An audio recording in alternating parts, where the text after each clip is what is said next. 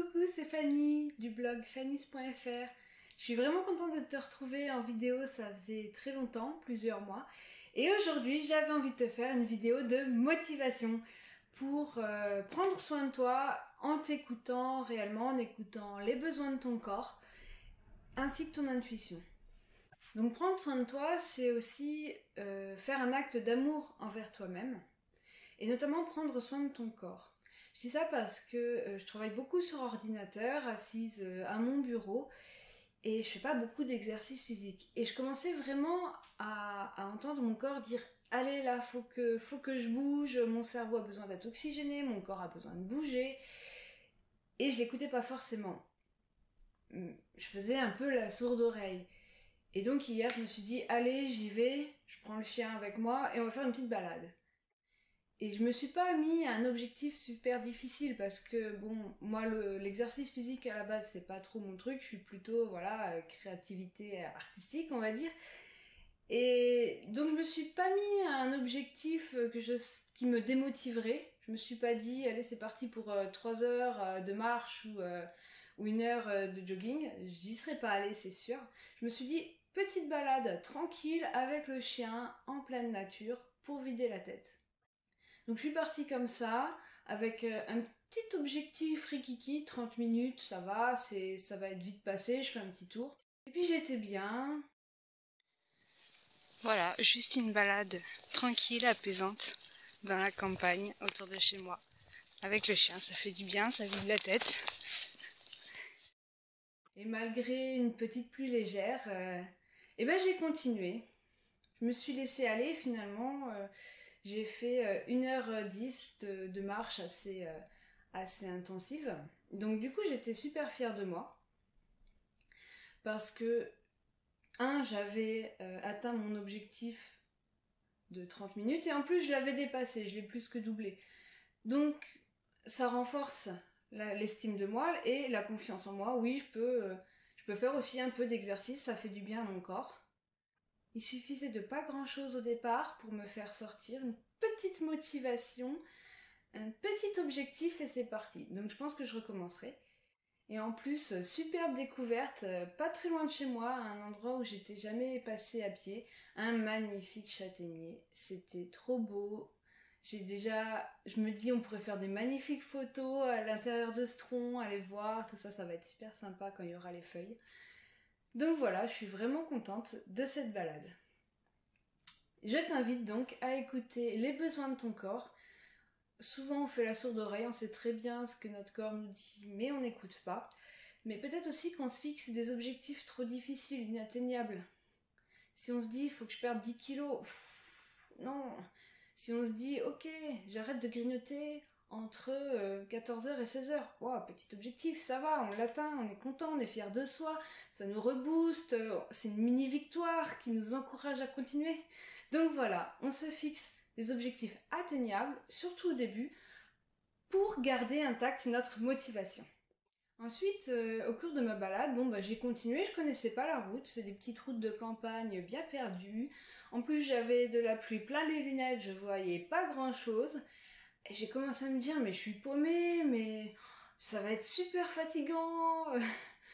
J'étais complètement au milieu de nulle part en me disant, s'il faut que je fasse demi-tour, ça va me faire une trop longue balade, j'ai pas l'habitude moi, physiquement et tout.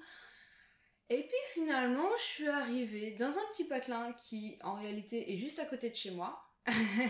Donc vraiment, je n'étais pas perdue, mais c'est juste dans ma tête, je me suis fait un petit délire de ah, où je suis.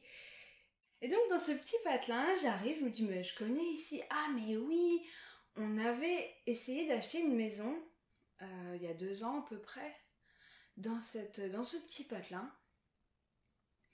Et en fait, ça s'était pas fait.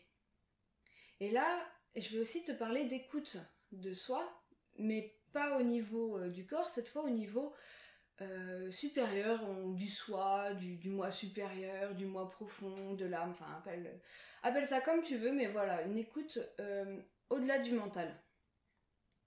C'était une maison qui correspondait à peu près à ce qu'on souhaitait acheter, avec pas toutes les caractéristiques, mais la plupart, et puis bon, et je me suis laissée convaincre par des arguments on trouvera difficilement mieux, c'est pas facile ce qu'on veut trouver, on a des critères trop restrictifs, bon, ça c'est pas si mal, ok. Mais au fond de moi, je le sentais pas, c'était pas la maison qui me faisait rêver. C'est une maison qui est au fond de la vallée, avec une pente orientée nord juste au-dessus, donc elle est assez sombre, pas très bien exposée, puis moi je me sens pas bien au fond d'un trou comme ça, entouré de bois. C'est pas du tout mon truc.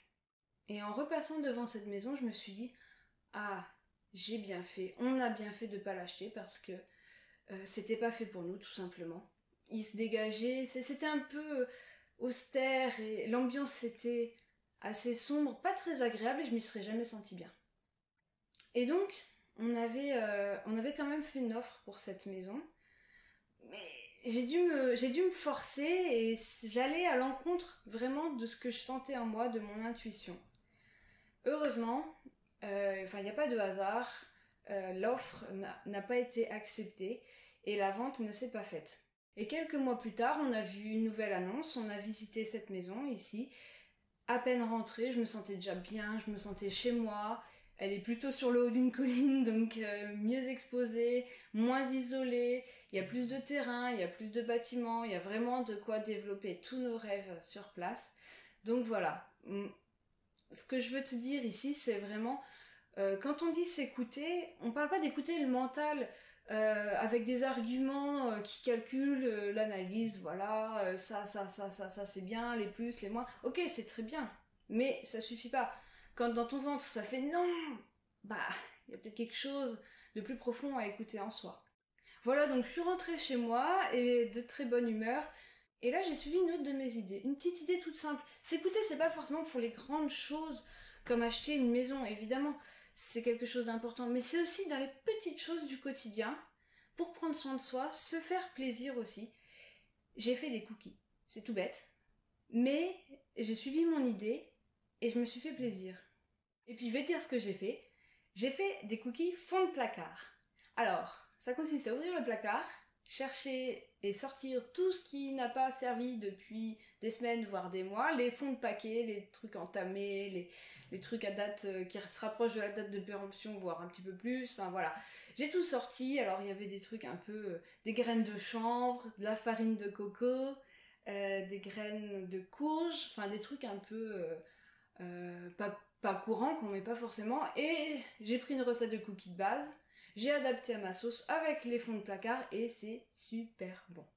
Et ça, c'est des petites idées comme ça qui passent, qui viennent pas forcément du mental. Bon, faire des cookies, voilà, c'était une petite idée, je l'ai saisie, je l'ai suivie et c'était super chouette.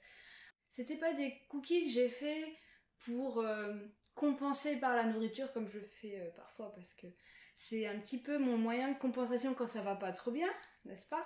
Comme beaucoup. Non, parce que je les ai mangés avec parcimonie. Il en reste encore. Preuve que j'ai été raisonnable sur ce coup-là. Et donc voilà, c'était une petite idée pour me faire du bien, prendre soin de moi et aussi pour faire plaisir à mon chéri parce que ça aussi c'est important. Voilà, une petite vidéo pour t'encourager à t'écouter, à prendre soin de toi, à prendre soin de ton corps, mais aussi à te faire plaisir quand c'est des petites idées comme ça qui passent. Je te fais des gros bisous. À bientôt.